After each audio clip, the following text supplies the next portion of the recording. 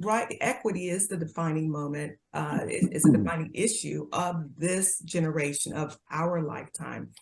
Thanks to the bipartisan infrastructure law, where we have unprecedented historical funding levels. And we really have an opportunity to go and address those underserved communities. And we can ensure that while we're doing that, that the way that we approach it as private sector, our contracting includes people and firms and, DBEs, WBEs as part of that solution to kind of, to address the sins of the past, as we say. So what we've been doing already is a couple things. One, we've established the center, an equity center of excellence, which I'll get into more detail a bit later if you'd like. But what that does is ensures that every project achieves a high standard of accessibility, as equity has become more of a defining measure of progress, for the transportation industry as a whole. So we've stood that up, and I want to get into that later. The other thing that we did over the last year and a half was stood up an 18-month equity plan that took a look at how we can broaden our commitment to inclusion and diversity both internally and within the industry. And we really have this discussion globally at WSP, right? Because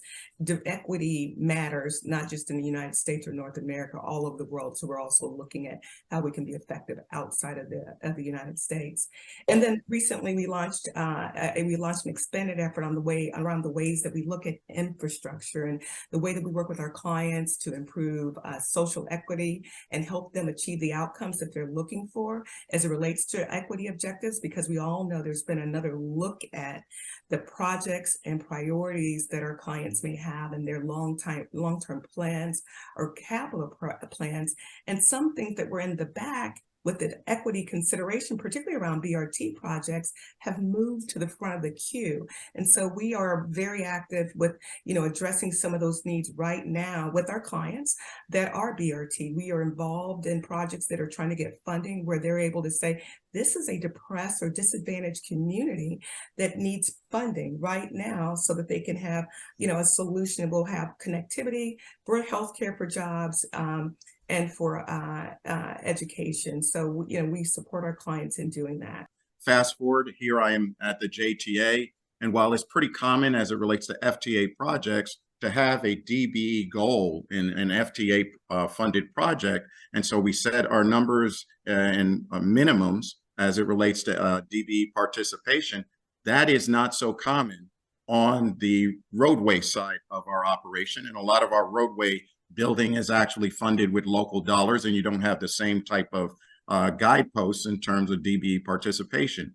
But through leadership of my organization, the individuals I hired for my team as the CEO, encouraging and frankly monitoring progress as it relates to diversity in contracting, and not just because it's the right thing to do, but frankly, as it relates to even my executive and leadership team, we will have much more diverse, creative, and successful solutions on projects and problem solving when we have diverse perspectives focusing on that problem and looking at it from different vantage points.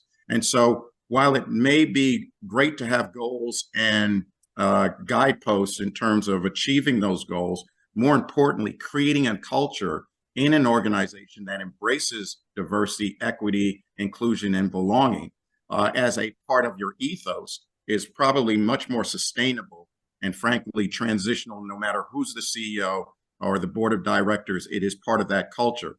So as it relates to those road building entities, the road building companies here in Northeast Florida that do work with the JTA, they recognize that as an organization, we expect diversity in terms of the teams that are delivering projects. Yes, because we have our goals on most of our transit projects, but moreover, they know that we embrace it from an equity standpoint and from a success standpoint.